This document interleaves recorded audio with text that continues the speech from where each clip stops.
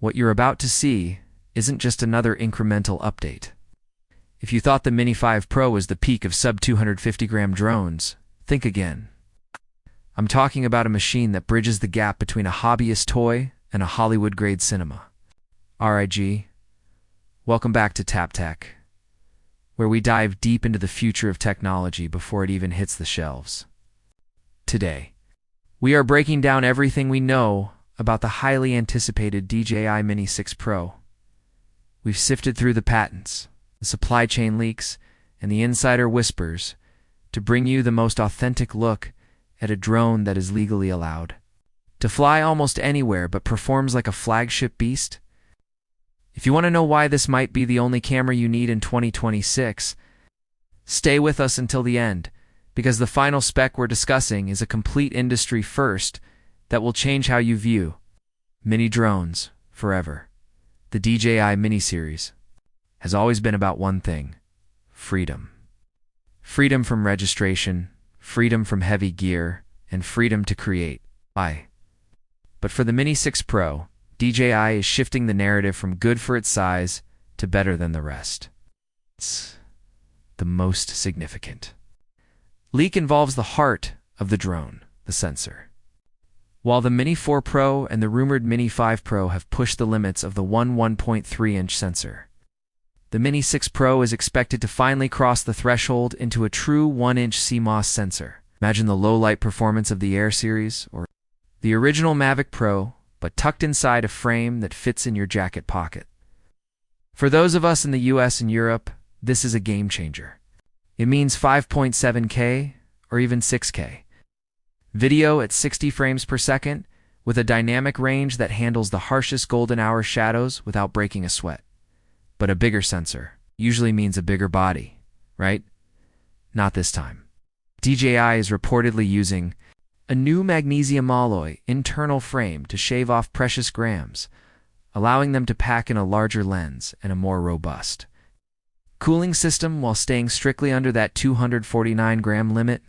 This is crucial because it keeps you in the Category 1 drone bracket, meaning no FAA registration for recreational flyers and far fewer headaches with local regulations now. Let's talk about the one thing that separates the pros from the amateurs: obstacle avoidance.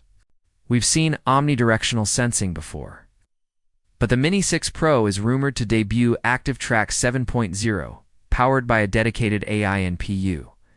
This isn't just about stopping before hitting a tree. It's about the drone predicting where the branches are and weaving through them like a professional FPV pilot. The leaked schematics show two additional upward-facing fisheye sensors, giving it a true 360-degree vision sphere. Whether you're mountain biking through a dense forest or skiing down a slope, this drone is designed to follow you autonomously with a level of precision that makes it feel like you have a personal cinematographer in the sky. Transmission is another area where DJI is set to widen the gap between itself and the competition. We are looking at the introduction of O5 video transmission.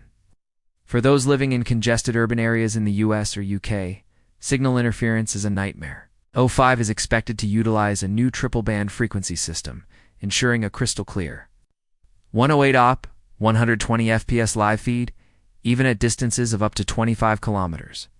While you should always fly within your line of sight, this extra headroom means your connection will be rock solid, even when there are buildings or trees between you and the craft battery. Life has always been the Achilles heel of small drones, but the Mini 6 Pro is pushing the boundaries of physics by leveraging new high-density silicon-carbon battery cells. The standard intelligent flight battery is rumored to hit 40 minutes, while the Plus version, for those not worried about the 250 grams limit, could reach a staggering 52 minutes of airtime. That is more than enough time to get your master shots, run a few quick shots, and still have enough juice for a safe return to home. Speaking of return to home, the Mini 6 Pro is rumored to include a Precision Landing 2.0 feature. Using down-facing LiDAR, the drone can now map the ground in 3D, allowing it to land on uneven surfaces or even a moving platform with centimeter-level accuracy. For hikers and solo creators, this means you can launch and land in spots that were previously impossible. Let's get into the social media side of things.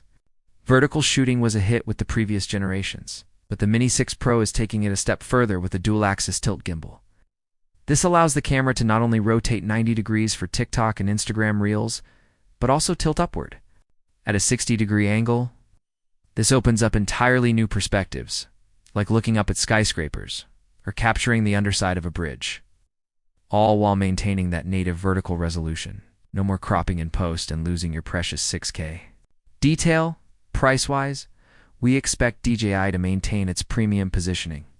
Given the hardware upgrades, the Mini 6 Pro will likely land around $850 for the standard RCN3 unit and closer to $1,150 for the Fly More combo with the new DJI RC3 controller.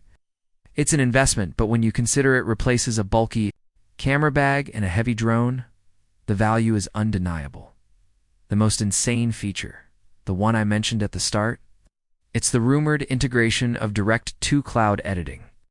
Imagine landing your drone and, by the time you've folded the arms, a 60-second AI-edited highlight reel of your best shots is already sitting on your phone, ready to post. No cables, no SD cards, just seamless creation. The DJI Mini 6 Pro isn't just a drone. It's a statement that size no longer dictates quality. Whether you're a professional looking for a BRO powerhouse or a traveler who wants the best possible image without the legal red tape, this is the machine to watch in the coming year. We are keeping our ears to the ground, and as soon as the official launch date is confirmed, you'll hear it here first. If you enjoyed this deep dive into the next generation of aerial tech, do us a huge favor, hit that like button and subscribe to the channel. It really helps us keep bringing you these high-quality breakdowns. Also, let me know in the comments, would you trade your larger Mavic for a Mini if it had a 1-inch sensor? I'm genuinely curious to see where the community stands on this. This has been Tap Tech, and we'll see you in the next one.